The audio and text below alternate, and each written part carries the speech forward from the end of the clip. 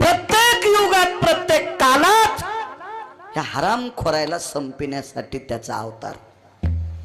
भगवान त्याला संपवण्यासाठी अर्जुनाला आणि भीमाला घेऊन गेले. तर एक माझ्या 27-28 वर्षापूर्वी एक गोडशी पंक्ती वाचिल ती मी.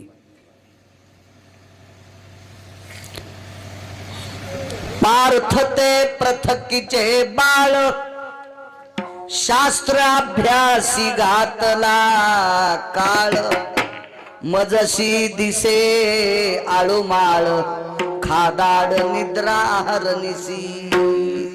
तो जरासंध म्हणत होता, हे अर्जुन आणला का मला मारायला?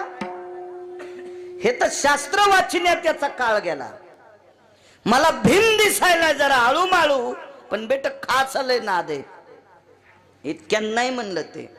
बळेची सर्पाची या सदना मंडूक वस्ती पावला. पहा किती पागल जरासंध आहे. त्याचा पाहुणा तुमच्या गावात नाही ना? म्हणजे असं भेव वाटायला बोलायचा ना. हो ना, त्याचा पाहुणा असला तर आपली गाडी फोडायचा. पण मला वाटतं जरासंध्याचा तुमच्या परिसरात पाहुणा नसेल दादा. हे जरासंध्या म्हणला भगवान कृष्ण परमात्मा अर्जुन आणि भीम हे बेंडूक आप्पा आणि ह्यो जरासंध्या सर्प.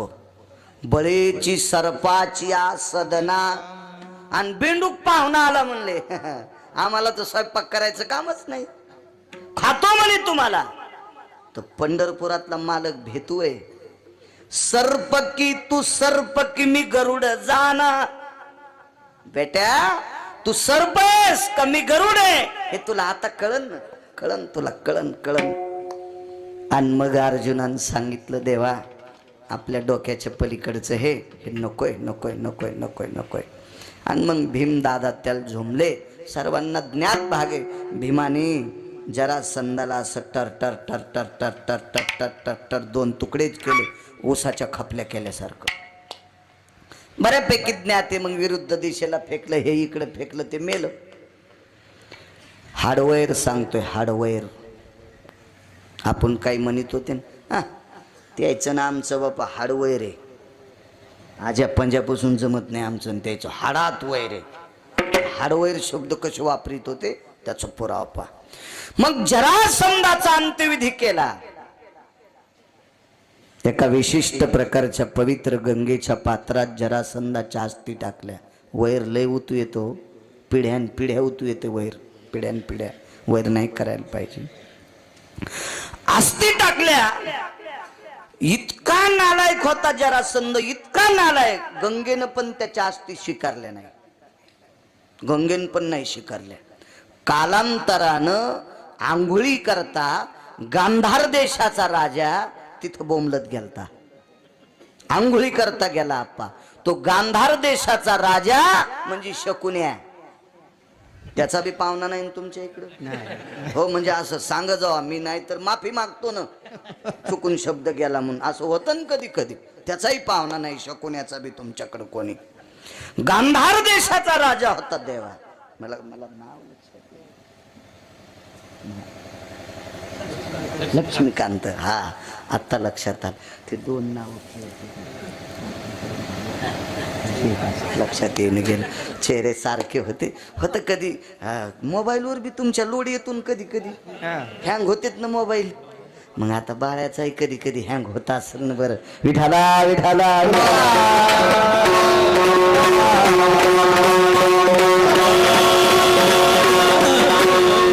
वर्य लक्ष्मीकांत महाराज. आता लक्षात आलं. आंघोळी करता शकुनी गेला आणि आंघोळ करता करता द्रोणात अस्थी आल्या. द्रोणात अस्थी आल्या. अस्थी डोक्यावर पडून कानाकून वगळत असताना नालायकाच्या कानात नालायकाच्या अस्थी बोलल्या. नालायकाच्या अस्थी पंढरनाथ बोल नालायकाच्या कानात बोलल्या. आणि मग त्या दिवशी लक्षात आलं, हे आपल्या कामाचा खेळ दिसतो गडे. वैर वैर सांगतोय. किती लांबून आले वैर पाणी. त्यांना अस्थी तिथंच गंगेच्या पात्रात बाजूला एक दगड टेकला. अस्थी अशा घासल्या, तोळड्या. घासून घासून घासून घासून त्याच्या गोट्या तयार केल्या. आता लुडो नावाचा खेळ आहे चोखट दादा, ह्यो शकुनीपासूनच आलेला आहे. हे असे ती लुडो नावाचा खेळ. आता हे मोबाईल मधली गोटी उमरीकर पालथी होती तेव्हा अशा गोट्या फेकावं लागायच्या. सोकटी नावाचा खेळ, पण त्याला नामांतर केलं, त्याला लुडो म्हणले. म्हणजे चांगल्या चांगल्याला लुडबडून टाकलं, त्याचं नाव लुडो. लुडो खेळ सोकटी आहे, सोकटी. त्या अस्तीच्या गोट्या तयार केल्या. शकुनीला संपवायचे कोण होते सांगता येईल का तुम्हाला? पांडव का कौरव? कौरव. कोण संपवायचे होते? कौरव. आणि कौरव शकुनीचे कोण होते? सख्खे भाषे. आणि शकुनी कौरवाचा कोण होता? सख्खा मामा. आणि पांडव कोण होते? बहिणीचे पुतणे. हो, पण शकुनीला संपवायचे कोण होते? बहिणीचे पुतणे का बहिणीचे पोरं? पक्क सांगा, उग काही नका. बहिणीचे पोरं. हा, बहिणीचे पोरं बापू पक्का. फजिती होईन बरं. आप्पा बघा, गावकरी आहेत काहीतरी बघा, त्याला म्हणा अंगावर येईल असं करू नका. विठाला विठाला. वा बापू वा वा वा, तुमचंच ऐकलंय. बहिणीचे पोरं संपवायचे होते. कारण सांगू, दुर्योधनाला पोहता चांगलं येत होतं, जलक्रीडा करता येत होती, पाण्यात जास्त पोहता येत होतं. आणि एके दिवशी दिपावळीला गांधार देशात आला आणि बहिणीच्या घरी एका सरोवरात पोहत असताना लपंडाव खेळत होता. आणि लपंडाव खेळणे म्हणजे पाण्यातली पाण्यात टिवणे, पाण्यातली पाण्यातला लपंडाव. तुम्हाला वडाच्या झाडावरचा एक लपंडाव माहीत असेल ना? ज्यांच्या पॅन्टीवाल्याला काय माहीत नाही, हे फक्त जुन्या लोकांना माहिती. तुम्ही आपलं हो म्हणी जा. बैर दोनदा हसत, एकदा पुढचं हसल्यावर एकदा, आणि ते काऊन हसलं कळाल्यावर दोनदा. तसं जिनच्या पॅन्ट. तुम्हाला काय माहिती वडाचा ते खेळ? ह्या पारंबील धरून तिकडं उडी, तिकडं उडी, इकडं उडी, इकडं उडी. हाही खेळ पांडवांच्याच काळातला होता. हो, वरच्यानं शेंडी जरी धरली तरी राग नव्हता. अरे उपटून येत शेंड्या, रक्ता भंबाळ टाळू होतो त्या, कारण तो खेळच होता तसा. धरायची शेंडी ती ठेवायची. पाण्यातला लपंडाव सुडकी मारून त्याला पाण्यात पकडायचं, त्याच्यावर राज यायचा. हा लपंडाव नावाचा खेळ खेळला. दुर्योधनानं चूक केली वारकरी बाबा. मामाचे 4 पोरं मांडीत दाबली पायाखाली, मरुस तर वरीत नाही येऊ दिले. पण सख्खा भासा आहे आणि भारत देशाच्या राजाचं पोरगे आपा, याच्याकरता बळेविन शक्ती बोलू नये. मोठा माणसाची लेकरं आहेत, बहिणीचे पोरं आहेत. पण पोटात खिचडी शिजत होती, गदगद कतकत कतकत कतकत. बहिणीच्या एका पोट्यानं मग 4 मारले, पण बहिणीचं एक बी जितत होणार नाही, एक बी जिवंत ठेवणार नाही. वैर सांगायलो, वैर वैर वैर, एक बी जिवंत ठेवणार नाही. आणि जरासंधाच्या हाडाच्या गोट्या तयार केल्या. घरावर तुळशीपत्र ठेवलं शकुन्यानं आणि बहिणीच्या घरच्या भाकरी खाल्ल्या. वैर सांगतोय वैर. 7व्या अवतारात लक्ष्मणाच्या हाताने ते नाक तुटलेली बाई कोण होती? शूर्पणखा. हिचं पोरग मारण्यात आलं. ते कालास्त्राची तपश्चर्या करू लागलं. कालास्त्र मला प्राप्त व्हावा, कारण लंकेत 18 लोक होते, अस्त्रांच्या साधना केल्या. हो, कुंभकर्णानं इंद्रपदाची साधना केली, पद देऊ लागले. पण सरस्वतीनं सांगितलं, याला जर इंद्रपद दिलं तर हे देश विकून टाकीन, याला देऊ नका इंद्रपद. म्हणून त्याच्या जिभेवर ब्रह्मकन्या बसली आणि इंद्रपद मागण्यापेक्षा निद्रपद मागितलं. निद्रात मागितली, निद्रा झोपूत लागलं ते. हो, कालास्त्र, शूर्पणखेचं कार्ट. अस्त्रदेवच्या त्या लक्षात आलं, याच्या हातात जर अस्त्र पडलं तर जगातला कुठलाही व्यक्ती जिवंत ठेवणार नाही, राक्षस सोडून सगळ्याला मारलं असतं. आणि म्हणून लक्ष्मणजी फळं आणायला गेले. अस्त्र आसडलं आणि लक्ष्मणजीच्या हातात पडलं. अस्त्र किती तेजस्वी, म्हणून जाळीवर मारलं. ती जाळी होती वेळूची जाळी. येळूला आळंदीतले मालक साबरी म्हणतात आणि येळूच्या बुडाला शूर्पणखेच्या नालायक कट्ट्याचं, जगाचा नाश करणाऱ्या कट्ट्याचं रक्त लागलं. सावरी वाढिन्नल्या सरळा, वरी फळनात पोकळा, कास्तन झाले गळा शिळीये जैसे. म्हणून येळूचे नळे करीत असते पेरायला, नळे करते, पण पहिली मूठ धान्याची पेरावं लागती शुद्धात. येळूची जर आंधळी काठी म्हाताऱ्याच्या हातात दिली तर म्हातारं 4-2 वर्षानं लवकर मरत आहे. हो, म्हणून म्हाताऱ्यानं येळूची आंधळी काठी नाही घेतली पाहिजे. आंधळी काठी कोणतीला म्हणते? आणि डोळस, खालच्या कांद्याचा डोळा आणि वरच्या मुठीतल्या कांद्याचा डोळा सरळ असला की काठी डोळस, आणि खालच्या कांड्याचा आणि वरच्या कांड्याचा डोळा नाही जुटला की समजायचं आंधळी. टपकलत म्हातारं काय दिवसाला. हो, आंधळी काठी अशी घेत नसते. त्याच्या पाठीमागं वेगळे शास्त्र येतं. पण थोडंसं आता बैल 2 आणि जमीन 300 एकर, मला तरी कशी पाळी घालता येईल इतकी? मला सांगायचं 1-1.5 तासात सगळं समजून घ्या. येळूच्या बाबतीत असं फार काही वेगवेगळे तत्व आहेत येळूच्या बाबतीत. पुन्हा असो, यालाही मारलं, तो अस्त्र साधनेची तपश्चर्या करत होता. चला इकडे या. आणि मग त्या गोट्या केल्या. हा, त्याची माय याला मारल्याच्या नंतर सीतेला जर खरं आणायला कोणी लावला असेल ना रावणाला, तर त्याच्या बहिणीनंच, गुरुजी बहिणीनंच आणायला लावलं. कारण हिला माहीत होतं माझ्यासारख्या मायावी राक्षसनीचं नाक कापतोय, अस्त्रदेवतेची साधना करणारं पोट्ट याच्या भावाला मारता येते, त्या अर्थी याचा भाऊ किती अधिकारी असेल. आणि माझ्या भावाला साधा भाषा सांभाळता येत नाही, काय करायचं? माझा सार्वभौम भाऊ फुकायचा का? म्हणून 80,000 भावजाया असताना ही आणायला लावली. तेव्हापासून नर्सरीतल्या पोरायला गाणं आहे, दादा मला एक वहिनी आण. हे शाळेत शिकवल्या जाते.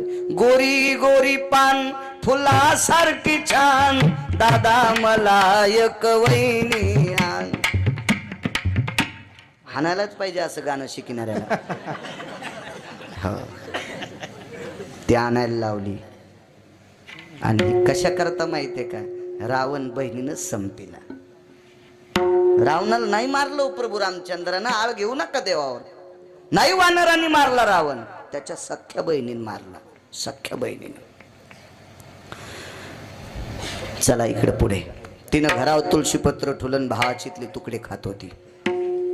इकडे गांधार देशाचं राज्य सोडून दिलं, इंद्रप्रस्थावर आला, तिथून हस्तिनापुरात थांबला. आपल्या बहिणीच्या घरी थांबत होता आणि बहिणीच्या पोरायला देवा पत्ते खेळायला लावले. हे लुडो खेळायचा नाही ना, हे सोपटी खेळायची नाही, सोपं सांगतो पत्ते.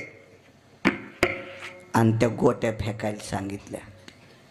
तर हे हाड शकुनीला बोलत होते. आप्पा हाडायनं सांगितलं, रे पांडवायनं मग वाजिलं बरं, मला पांडवायपैकी भीमान मारलंय, मला त्याचा बदला घ्यायचा आहे. तर शकुनी इतका धूर्त होता, इतका धूर्त होता. त्याला माहित होतं पांडव संपत नाहीत, कारण ते भजन करणारे होते ना.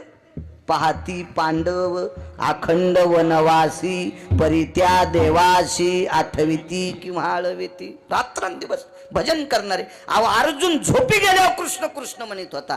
कायान वर्धंती नामने कृष्ण द्वय पायना स्थितेषु. काया म्हणजे शरीर, याच्यावरचे रोम सुद्धा कृष्ण कृष्ण म्हणत होते. इतका भक्तीनं असा गदगदित झालेला. गोविंदाचे ध्यान निचलिया जाग्या आणि तवावो बोलती न बोलती आणि तवावो न बोलती. गोविंदाचे ध्यान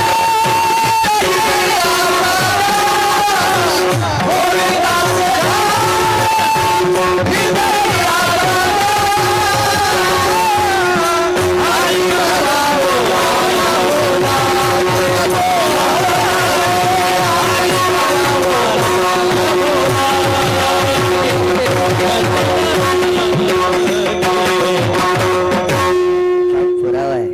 असा पुरावा द्याला की वैकुंठवाशी नथुराम बाबा केळकर म्हणायचे. कोटीची नोट, कोटीची नोट, बद्देश्वर पुरावा पोषक.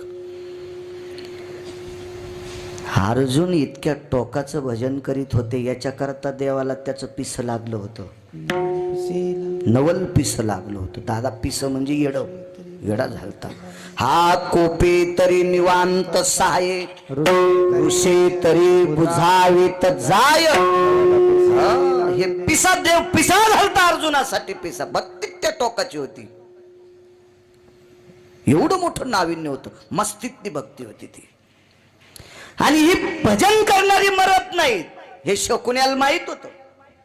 पण चला म्हणले, जरा संध्याला आनंद वाटायला न वाटू द्या, पण याच्या आनंदात आपण तुरी भाजून घेऊ. आणि जुगार खेळायला लावला. दादा, जो मामा बहिणीच्या पोरायला पती खेळायचं शिकितू, तो हरामखोर मामा नसतो का? त्याला मामा कशाला म्हणायचं? तो हरामखोर आहे, तो नालायक आहे, तो बुस्तील आहे. बहिणीच्या पोरायला जुगार खेळायला लावला. आणि गोट्याचं तत्व सांगतो, हाडवैर. पांडवांनी गोट्या फेकल्या की पालथ्या पडत होत्या. रघु मामा, पालथ्या पडायच्या पालथ्या. पालथ्या पडायच्या पालथ्या. आणि कौरवानं फेकले की आप्पा सोयीशा पडत होत्या. का पांडवाच्या हातानं पालथ्या? याला वैर, याला पांडव भिकारी करायचे होते. आणि बघता बघता पांडव हरले होते पांडव. पण या हरीत वैर इतकं टोकाला गेलं, इतक्या टोकाला गेलं. ह्या नालायक शकुन्यानं सात्विक दुर्योधनाला सांगितलं, आता तू त्याला त्यांची धर्मपत्नी लावायला लाव. आणि मग सर्वांना ज्ञात आहे, द्रौपदीला मांडीवर काय बशिलं, तिचं वस्त्रहरण काय केलं, ह्या सगळ्या गोष्टी. तर वैकुंठवासी माधव महाराज मगर सांगायचे, पांडव ज्या वेळेला वनवासाला निघाले त्यावेळेला अंगाला राख लावलेली होती. आणि 5 लोकांचे 5 तत्व 1-2 सांगतो. एकाच्या हातात राख होती मुठीत आणि एकाच्या हातात गारा होत्या. धर्मानं रस्त्याने गारा टाकीत निघाला. आणि पाठीमागं अर्जुनाच्या हातातली राख पडत होती. राख. गारा या शब्दाचा अर्थ हिरे आणि राख या शब्दाचा अर्थ संपणार. कारण नीतिसंपन्न माणसाला ज्या वेळेला त्रास होत असतो का, त्यावेळेला त्या प्रांतातल्या सगळ्या हिऱ्याची राखुंडी होत असते. हे त्याचं प्रतीक होतं. आणि तिघाईकडं काय काय होतं हातात हे राहू द्या, कारण सगळ्या गोळ्या एखाद्या घेतल्यावर रिॲक्शन येत असते. हे पुन्हा कधी सांगू एखाद्या कीर्तनात, विठाला विठाला.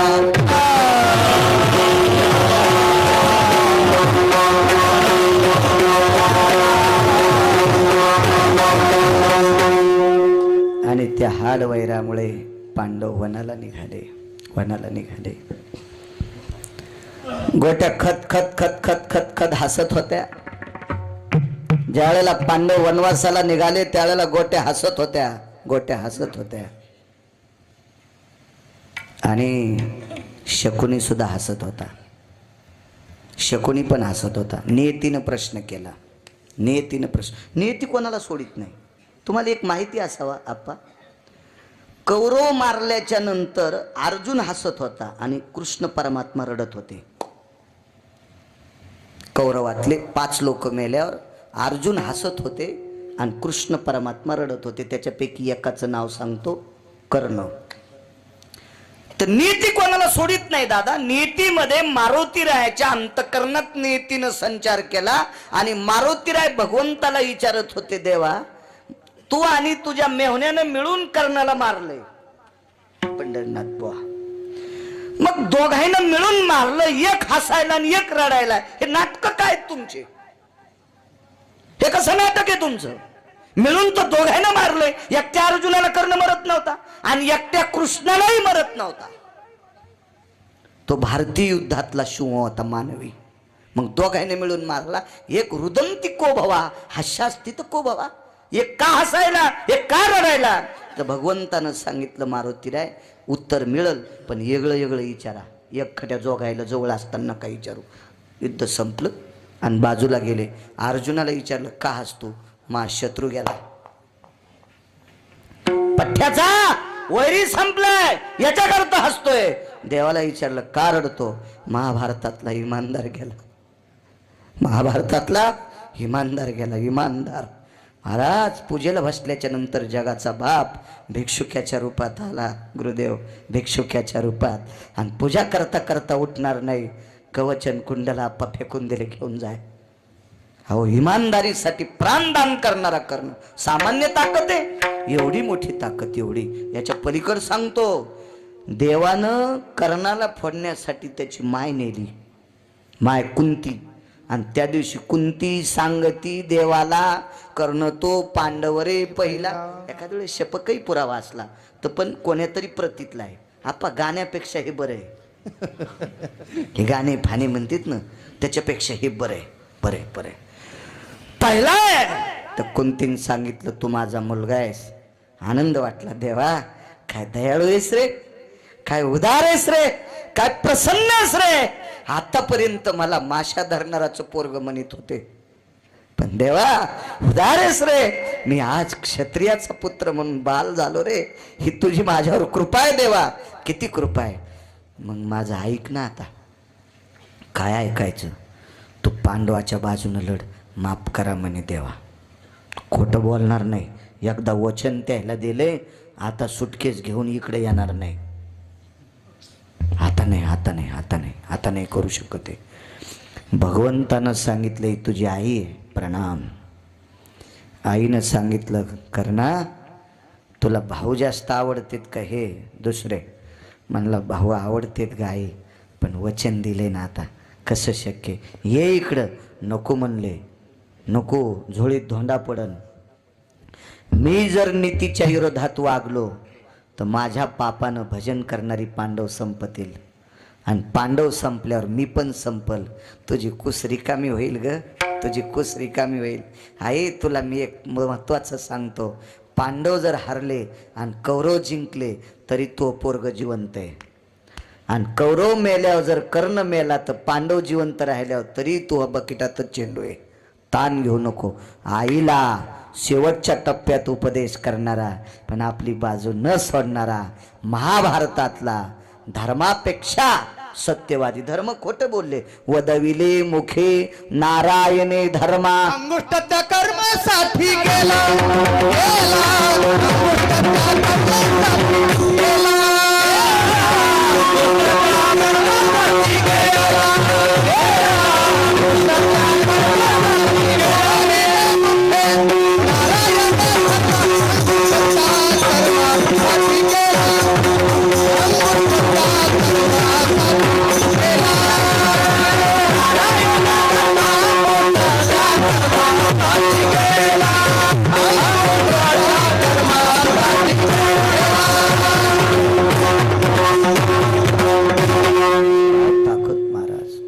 धर्म खोटं बोलले, एकदा नाही बोलले कर्ण, नाही नाही. म्हणून सत्यवादी लोकांसाठी जगाचा बाप असा. बघा, नियतीने विचारलं, का रे दोघे हसता, साधणार कोणाचे? दोघेही हसता, साधणार कोणाचे? शकुनीनं सांगितलं, या खेळात फक्त पठ्ठ्याचं साधणार आहे, या खेळात पठ्ठ्याचं साधणार आहे. तर गुरुदेवा जरासंध म्हणला, शकुनी महाराज तुमचं नाही साधणार, पठ्ठ्याचं साधणार आहे. तर नियती म्हणले, अरे दोघाय ना पुरावे तर पटून द्या ना, तो साधत का याचं साधत. तर म्हणे, अरे ज्या भीमानी मला चिरून मारलंय त्याला राज्य सोडून वनवासाला जावं लागलंय. तर नियती काय म्हणत होती? नियती कोणाकडे घुसली? शकुनीकडं. शकुनी म्हणला, जरासंध महाराज तुमच्या गोट्या पालथ्या पडल्यामुळं पांडव वनवासात जरी गेले तरी पंढरपुरातला मालक त्याच्या कुठेही सोबत आहे. मागे पुढे उभा राहायचा,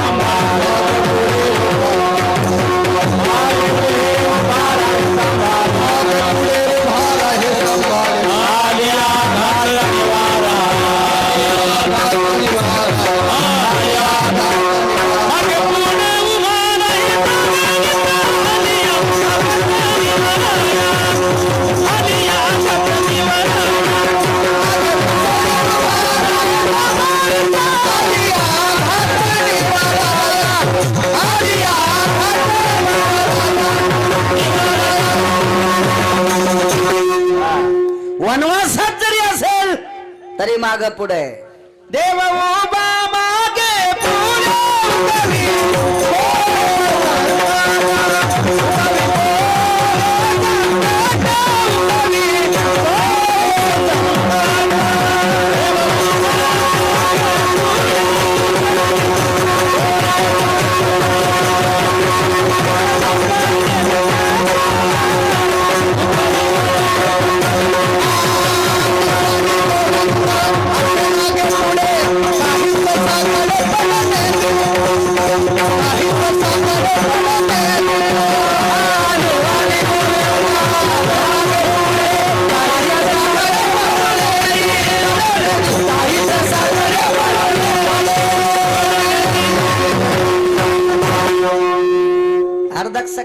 घंटा कीर्तन आगाव करू. रोज गावरान तूप नसते भेटत हो. आम्हाला बी इतकं नशीब आमचं कुठं गोड आहे.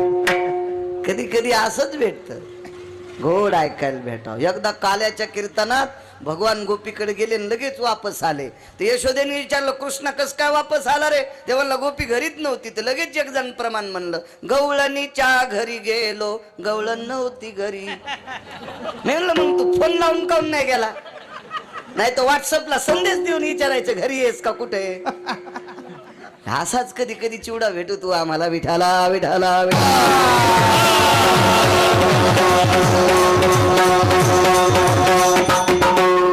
विरोधात जाता येत नसतं ना. यजमानानं बनलेलं असतं ना.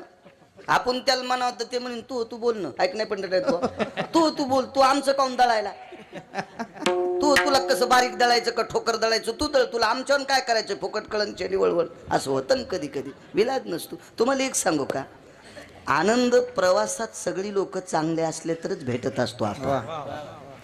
एअर कंडिशनर गाडी आहे 1 कोटीची. 1 कोटीची एक गाडी आहे. 1 कोटी आपल्याला काय पैसे चाललेत का वचनम किमतरीत राहता. 1 कोटीची गाडी आहे. आणि चोखट दादा त्याच्यातली सगळी माणसं दिवस माळवल्यावर लघुशंकेला काका उतरले आणि पुन्हा गाडीत बसले. पण एक जणाचा पाय भरला. वास किती जणाला सांगा बरं. सगळ्या लोकायला. एकानं चूक केली तरी सगळं. मग संप्रदायात सुद्धा बट्ट्याबोळ करणारा एक जरी कीर्तनात आला तर अख्ख्या कीर्तनाची काशी करत होते. अख्ख्या कीर्तनाची विठाला विठाला